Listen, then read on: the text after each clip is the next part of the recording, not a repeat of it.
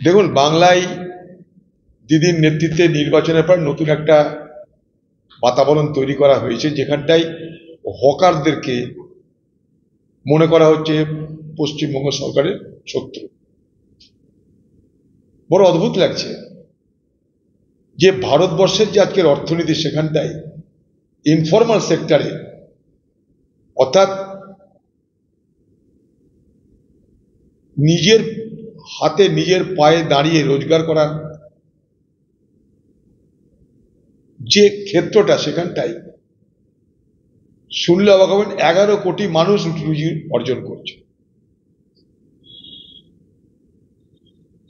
হঠাৎ করে নির্বাচন পরবর্তী বাংলার মুখ্যমন্ত্রীর হকারদের বিরুদ্ধে তার যে গগনভেদী আক্রমণ আমাকে অবাক করেছে।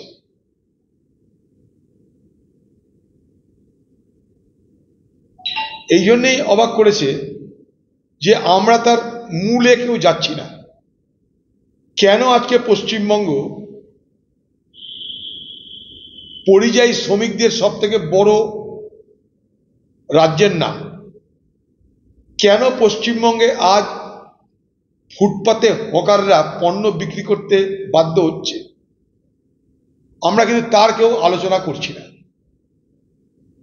ভোটে শহরে কম হয়েছে ভোট, শহরবাসীকে নতুন করে বার্তা দাও যে আমি মমতা ব্যানার্জির শহর, যেমন আমি গ্রামের লক্ষ্মীর ভাণ্ডার দিয়ে গ্রামে আমি 100 দিনের কাজ, গ্রামে আমি স্বাস্থ্যসাথী দিয়েছি, তেমনি শহরের মানুষ আপনাদেরও সুবিধা অসুবিধার কথা ভেবে এবার আমি আক্রমণে নেমেছি হকারদের বিরুদ্ধে। কারণ শহরের মানুষ আপনারা মমতা ব্যানার্জিকে ভোট দেন, এই হচ্ছে লাইন। শহরের মানুষকে খুশি করবার জন্য কাকে আক্রমণ করতে হবে? হকারদেরকে। শহরের মানুষ কেন ভোট দেয়নি সেটা আগে জানুন। না জেনে আক্রমণের জন্য হকারদেরকে চিহ্নিত করবার মধ্যে একটা হিংস্র রাজনৈতিক বদলা, এটা কিন্তু কাউরি কাছে কাম্য নয়। বেলাগাম ভাবে, বেনিয়ম ভাবে হকার প্রত্যেকটা শহর গ্রাস করবে, এটাও ঠিক নয়। কখনো এটা সমর্থন করি না, কিন্তু আমরা কখনো মিউনিসিপ্যালিটি চালিয়েছি, জেলা পরিষদ চালিয়েছি, নির্বাচন হলে আজও চালাতাম, নির্বাচন হয়নি তাই পারিনি।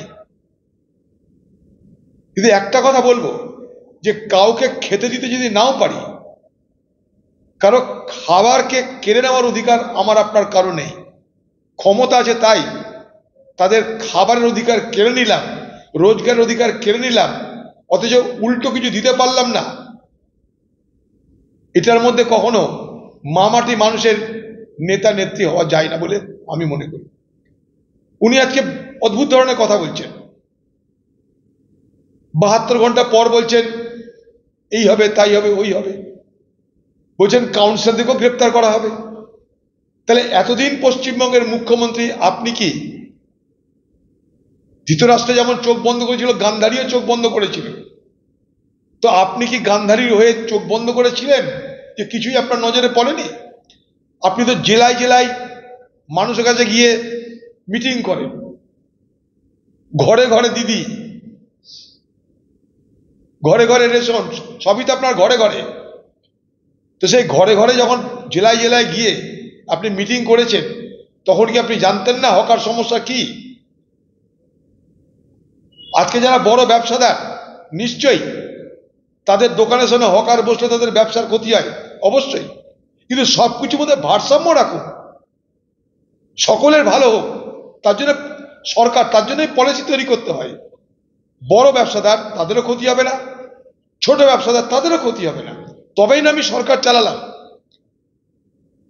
হঠাৎ করে বছরের পর বছর ধরে যারা এই হকারি করে রোজগার চলে, রাতারাতি তাদের জীবনে এক দুঃস্বপ্ন নেমে এলো, তাদের রোজগারের নিশ্চয়তা কেড়ে নেওয়া হলো। তারপরে ক্ষতের উপরে মলম লাগানোর মতন করে বলা হচ্ছে দেখা হবে। গরু মেরে জুতো দান করার মধ্যে দিয়ে এ বাংলার বেকার যুবক যারা হকারি করে, শখে কেউ করে না, খোলা গাছের নিচে রোদের মধ্যে বসে কেউ হকারি করে না, যদি তাদের ঘরে ঘরে আপনার পার্টির নেতাদের মতন একটা করে নেতা থাকতো, যাদের রোজগার করতে হয় না, তাদের ঘরে এমনি এমনি টাকা চলে আসে। আজকে তাই এই ধরনের হঠকারী সিদ্ধান্তের বিরোধিতা করা উচিত। আমি এই হঠকারী সিদ্ধান্তের সম্পূর্ণ বিরোধিতা করছি এবং নিন্দা করছি। তোলা দিয়ে তারা হকারি করে, বিনা তোলাতে কোনো হকারি হয় না এখানটায়। আগে দাও তোলা, ব্যবসা কর ভোলা, এই সিস্টেমে চলে এখানটায়। যাদেরকে তোলা দেয় তাদেরও ওটা রোজগার, তাদেরও রোজগার মার খাবে। যারা তোলা দেয় তাদেরও রোজগার, তারাও মার খাবে। আপনার দলের মিছিল মিটিংয়ে হকাররাই তো থাকে। বুথ দখল করতে তো হকারদেরকে ব্যবহার করা হয়, পাড়ায় পাড়ায় মস্তানি করতে তো হকারদের ব্যবহার করা হয়। আপনার দলের মিছিল মিটিংয়ে কারা থাকে? সেলফ হেল্প গ্রুপের মহিলারা আর গরিব হকাররা, গরিব কর্মচারীরা। এখানকার মিউনিসিপ্যালিটি কেন, সারা পশ্চিমবঙ্গের মিউনিসিপ্যালিটির সমস্ত কর্মচারীদের তাদের তৃণমূল ছাড়া অন্য কোনো রাজনীতি করার অধিকার নেই। অন্য কোনো রাজনীতি করতে গেলে তাদের চাকরি কেড়ে নেওয়া হয়। এই নৃশংসতা বাংলার মুখ্যমন্ত্রী আপনার নেতৃত্বে হচ্ছে। নির্বাচনের পর সেই নৃশংস চেহারা আরো প্রকট হচ্ছে এই বাংলায়। আমরা তার বিরোধিতা করি, 100 বার বিরোধিতা করি।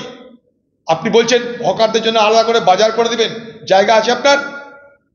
কলকাতার বুকে রাস্তায় মাত্র 6% মানুষের চলাচল এবং এলাকা অনুযায়ী রাস্তার পরিমাণ মাত্র 6%, যে রাস্তার পরিমাণ 18 থেকে 20%। তার মানে এমনি হচ্ছে কলকাতা বা শহর এমনি ডেন্সলি পপুলেটেড। তাই আমরা কি করেছিলাম যখন মিউনিসিপ্যালিটি চালিয়েছিলাম, হকারদের যেখানে যা যা ছিল তাদেরকে বলেছিলাম তোমরা হকারি করবে নিশ্চয়ই, তার ব্যবস্থাটা পাল্টে দেব। কি? পুনর্বাসন, ঘর করে দাও, 1 তলা জায়গায় 5 তলা ঘর করে দাও।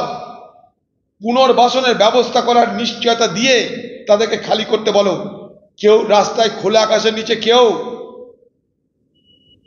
এই প্রখর রোদে তবে হকারি করতে কেউ আনন্দ পায় না। নিরুপায় তারা সংসার চালাবে কি করে? তাদের রুটি নেই, রুজি নেই, শিল্প নেই, চাকরি নেই, সংসার চলবে কি করে তাদের? তাই তাদেরকে হকারি করতে হয়। শখে কেউ হকারি করে না। আজকে যেখানে যেখানে হকারি হয় সেখানে সেখানে ফাঁকা জায়গায় যদি থাকে 4 তলা 5 তলা বিল্ডিং করে দাও। কোনোদিন পরিকল্পনা নেননি আপনি? আজ নির্বাচনের পর কেন আক্রমণ? কারণ নির্বাচনের পর শহরের ভোট কমেছে, শহরের মানুষকে খুশি করতে হকারদের উপরে আক্রমণ নেমে এলো। সে বেচারারা কিছু জানে না, বোঝে না। সেখানটায় কারা স্থানীয় কারা বহিরাগত সেটার আবার ধোঁয়া তোলা হচ্ছে। এটা কি হচ্ছে? নীতি সকলের জন্য এক হোক, পলিসি সকলের জন্য এক হোক। লাইসেন্সের টাকা দিয়েও তারা আজকে ঘর খালি করতে হচ্ছে, কেড়ে নেওয়া হচ্ছে তাদের দোকান ভেঙে দেওয়া হচ্ছে।